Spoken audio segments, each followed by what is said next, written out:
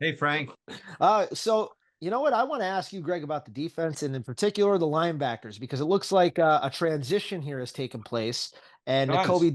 N'Kobe Dean has usurped Jihad Campbell. And my question to you was, I mean, watching the Edge group the other day, I know the numbers maybe reflected a different story than what the naked eye saw in terms of the pressuring. I thought Patrick Johnson struggled mightily. And again, I get it. He's going against Andrew Thomas a majority of the time. So, like, I understand what he was going up against. But how did Jihad Campbell not factor more into maybe as an edge rusher? And I know that you don't know that. You're not in the meetings or whatnot. But from what you've seen of him as an edge rusher, does he give a little bit more than what we had? Because Well, I was shocked at his snaps for the game. all I know is that what I saw when he was in college, because he hasn't really been deployed as an edge rusher with the Eagles. And in fact, he didn't play one snap as an edge rusher in their nickel defense. The only time he was on the edge was in their base 5-2 front. So we really haven't seen him do that. But I can tell you, when I watched him in college, I thought he was far more explosive as an edge rusher than he was as a stacked backer. So again, you hit it on the head. I can't answer that question, but they don't seem to want to put him there.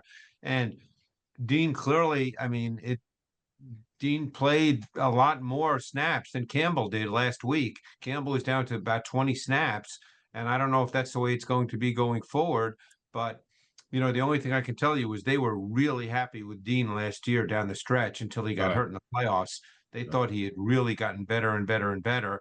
And over the course of 7, 8 games, the one thing that's always hard for me to know for sure, Frank, and I'm just being honest, is because I'm not charting every play. I can't do every player on every play. I can't do that. And even if I could do that, I still wouldn't know exactly how he's being coached and what he's being asked to do in the context of every defensive call. So it's very possible that they just believe that Dean, in terms of executing play after play after play, is a better stack backer at this point in time, even though he's not as athletic as Campbell, that he's just a better player in terms of executing what they want executed. Yeah, that's my questions regarding this. The Kevin Patullo and Jalen Hurts now we're kind of moving to more the center. Have you seen some improvement in his decision making the last few weeks when they've instituted this, or is it kind of taking away half the field to either make decision or some throws? Have you seen anything in that regard? And just overall play selection improvement? I thought there were a couple of plays where I thought, gee, I'd love to see them do more of that. But, we discussed this last night. It, it, it's very interesting how things play out, Dan.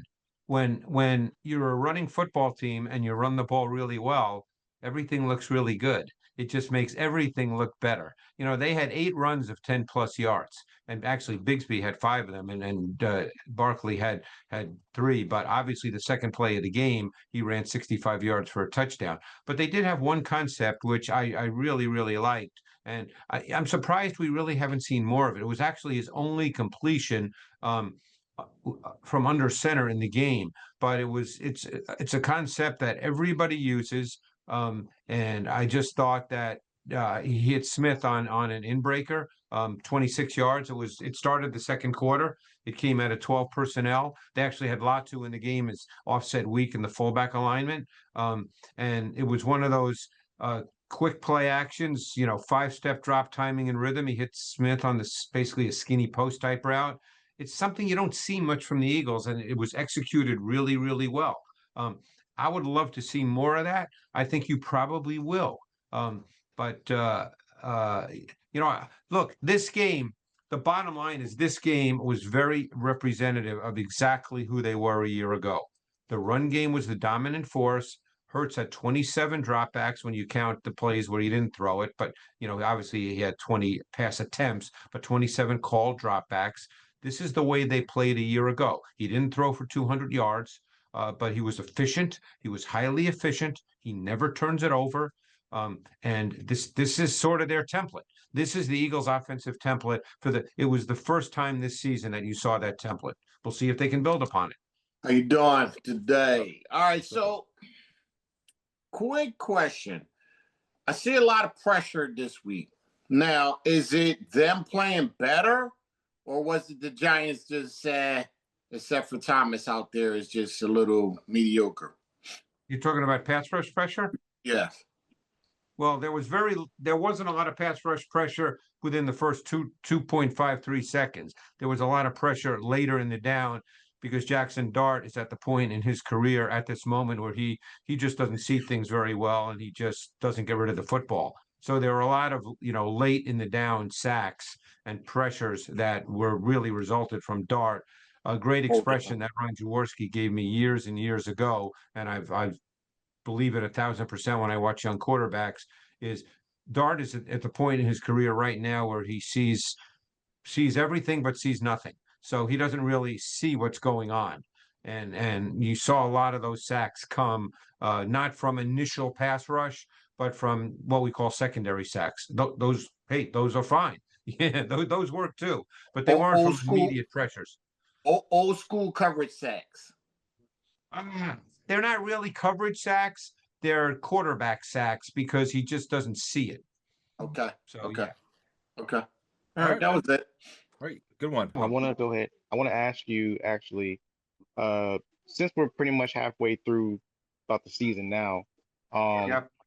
how would you evaluate Tyler Steen in his first year as a starter at what is it, right guard? Yeah. Yeah, I think he's gotten better over the last couple of weeks. I thought through the first part of the season he was very uneven, Wilton. I thought that there were good snaps, but bad snaps as well. Mm-hmm. I haven't noticed the bad snaps as much over the last couple of weeks. I think he's settling in and playing better. Don't forget, he was a tackle for 4 years in college. So I mean, Right. he has good feet. He's relatively athletic. He's not a big stiff guy. And I think he's settling in. I think he's playing better now than he did earlier in the season. And that's a real positive. Hey, I still like a good night out, but I'm not always in the mood to drink. And that's why I looked for a great alternative and I found one. It's called Soul's Out of Office Gummies. You get the same light, happy buzz, but you don't have the hangover. There's no sugar, and you don't get that awkward feeling the next morning. They help me unwind and ease into my evening without the alcohol or the next day fog. Soul is a wellness brand that believes feeling good should be fun and easy. Soul specializes in delicious hemp-derived THC and CBD products designed to boost your mood and help you unwind. Their best-selling out-of-office gummies were designed to provide a mild, relaxing buzz, boost your mood, and enhance your creativity and relaxation. With 5 different strengths, you can tailor the dose to fit your vibe. From a gentle 1.5 milligram microdose to their newest 15 milligram gummy for a more elevated experience. They've also got a variety of products specifically designed to help you get a better night's rest, including Soul's top selling sleep gummy, a fan favorite for deep restorative sleep. So bring on the good vibes and treat yourself to Soul today. Right now, Soul is offering our audience 30% off your entire order. So go to getsoul.com and use the code BIRDS, BIRDS. That's getsoul.com, promo code BIRDS for 30% off. Hey, Philly fans, game day is stressful enough. Parking, traffic, long lines. We've all been there. But when it comes to your cannabis, Camden Apothecary makes it easy. This is the dispensary for sports fans, just minutes outside of Philly with plenty of free parking. You'll be in and out fast, no hassle, no waiting. And they don't just care about convenience. Camden Apothecary is all about the guest experience. Their staff makes sure you feel taken care of every time you walk in. Plus, they carry only the best quality cannabis at the fairest prices. So whether you're stocking up for the tailgate, the watch party, or celebrating a big win, you know you're getting the good stuff without overpaying. They even show love to the community with specials for fans, students, service members, and healthcare pros. Camden Apothecary, top quality cannabis, great prices, and an experience made for Philly fans 21 and up. So I love run schemes, and I noticed a lot of cool stuff. And I know you commented in your notes and your breakdown. But could you go into more detail? Especially, it seemed like the Eagles did a really good job of mixing zone versus gap schemes and kind of adding a lot of new elements. It's like they executed that pin pull like the best I've seen all year. Yeah. Is there anything that you noticed on that? Well, and they pulled guards, which was kind of cool to see. I mean, is there anything else? It looked different from this from the last. And do you Well, think I any think comments? I'd love to hear. very often run schemes, Kyle, become a function of what you think your players can execute and the opponent. because Yeah. every team has all these plays in their playbook. You know, as I said, not, you know, somewhat jokingly, but not jokingly, there's not 1,000 run schemes. So every team has all these run schemes. What really stood out to me that looked different was the when they pulled Toth, because Yeah. you know, Toth was someone who for the first couple of games that he started, whether it was at guard or at center, just did not look like a very good player. And in this game, he played at a really high level, and he looked very athletic, very mobile. I thought that, you know, and they probably knew that about him, because I think by trade he was a tackle, correct, Adam? Wasn't Toth a Yes, he tackle? was. He was a left tackle at Army. Yes. Yeah, so he's probably, you know, more athletic than your quote unquote average center. And I thought he did a phenomenal job on those run schemes where they got him outside. And then he even had an unbelievably great block on a Barkley screen for 12 or 13 yards. He just, you know, so I think they took advantage of the fact that he's athletic and could get outside. And the other factor too is, I don't know this for a fact, but the reality is when you're playing against a defense that has Dexter Lawrence, you're probably not thinking that you're going to make a ton of money in the game by just going inside, because Yeah. at his best, he's a top 2 or 3 defensive tackle in the league, and he's 340 pounds. So, you know, I'm sure that factored in as well. So getting to sort of mid-season again, what's your evaluation of how the Keely Ringo played in this last game relative to earlier in the season? Because we didn't hear his name very much. No. But that could have just been because for some reason they didn't throw in his direction. But was like his coverage actually decent, or? I gotta tell you, Mark, that's been one of the most amazing things to me over since he's been a starter, that teams are not testing Keely Ringo. You know, Stunning. I for one just don't understand it. I mean, I would go after him and make him have to play. Now you just played a quarterback who is really, people equate energy and excitement, which Dart has, with being a good player. And he's not a good player at this moment in time, and he's not really ready to dissect the defense. But still, I'm just blown away by the fact that teams have not really gone after Keely Ringo and made him have to play. Because amazingly enough, contrary to what maybe a lot of people might believe, the Eagles have played a very high percentage of man coverage. They've played top 3 percentage of cover one, which is man coverage with a single high safety. And so it's not as if they're sitting back in zone and he's not being asked to cover 1-on-1. And it's just teams are not testing him at all. And I'm just very surprised by that. Hey, how's it going, Greg? Appreciate you. Hey, Chris.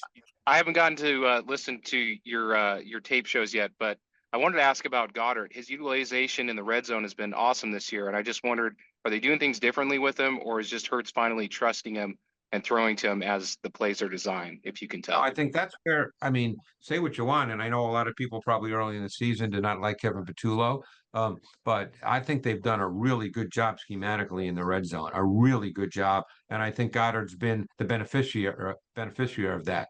In many ways. You've seen a lot of, I don't want to call them gimmick plays, because in the red zone, you do need to come up with some things that are just not basics. So they're not really gimmicks. You've seen the Chiefs do that for years. Andy Reid's always been really good at that. I've seen other teams do things like that. So they're not really gimmicks, but they're just plays that are sort of not normal plays within the context of a game. And I think, Chris, they've done a great job in the red zone, with play design, with those kinds of plays. And Goddard's just, he's been the guy. And so therefore he's got a lot of touchdowns. Yeah, it was great seeing the tight window throw. I think the first one, the slant that Goddard kind of had, I think the first time they got in the red zone. Yeah, it was Well, that inside. wasn't really a tight window throw, but I know the play you're talking about. You're talking about the first touchdown? Yeah, it looked like, usually Hurts doesn't throw over the middle with that many people in traffic. So it was Well, it wasn't really the first Goddard touchdown. That came, the Giants actually played man to man there, but Newbin was matched on Goddard. He was playing off coverage, and Goddard was the outside receiver. So it was basically pitch and catch, because Newbin was playing a good 6-7 yards off, which again, I don't understand that when you're 6 yards from the end zone, but so be it. So that was not a hard throw. That was not a tight window throw. Good. My question Maybe I can sneak in two. The first one was about the Packers. Um, just their receiver platoon. I don't think I've ever seen that before where they literally have like two different guys in on two or three different guys in on every different play. Like I know they have a deep core, but it seems like they just platoon them a lot. I know a lot of people have complained that the Packers offense should be a little bit better than it actually is. And do you think that might be one of the reasons why it feels like they're like a little bit off script sometimes as an offense? Well, they weren't off script the other night. I mean, Yeah. they were super decisive. Love got rid of the ball. Everything came out quick. Um, I don't think the receivers would be the reason that you're off script because they practice, normally if you're off script, it has more to do with the quarterback than the receivers. But that's just, that's how they choose to play. I mean, look, they've drafted receivers. They drafted Golden in the first round this year. They've drafted Dobbs, was I think a second round pick. Wicks was All the third, maybe. Mhm. Yeah, I mean they've just drafted a lot of receivers, and they're pretty good players. All right, guys. Great. This is a good one. It's a good Very one. good. Thanks, guys. We'll see you tomorrow night. Thanks, guys. All right, guys, Thank you. thanks so See ya. much. See ya. All right.